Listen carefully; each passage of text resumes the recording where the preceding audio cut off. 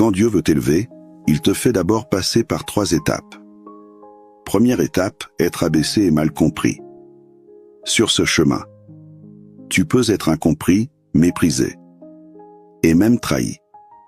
Tu pries, mais tu as l'impression de ne recevoir aucune réponse.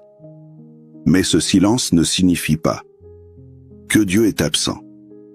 Au contraire, dans le secret, il utilise les circonstances pour façonner ton cœur, former ton caractère et t'apprendre à lui faire confiance, même quand tu es en bas.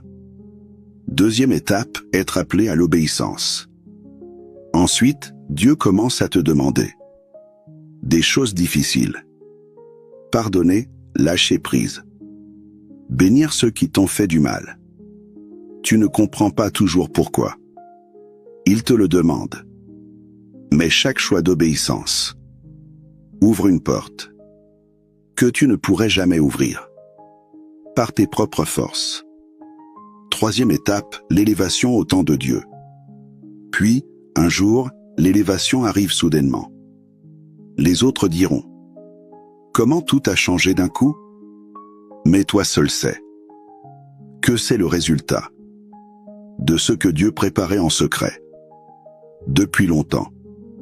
Ceux qui t'ont vu pleurer en cachette verront aussi comment, devant tous, tu rendras gloire à Dieu. Comme le dit 1 Pierre chapitre 5 verset 6. Humiliez-vous donc sous la puissante main de Dieu, afin qu'il vous élève au temps convenable. Si tu traverses en ce moment une saison d'humiliation ou d'incompréhension, ne te décourage pas. Si tu luttes dans l'obéissance, n'abandonne pas. Dieu ne t'a pas oublié. Il est en train de te préparer.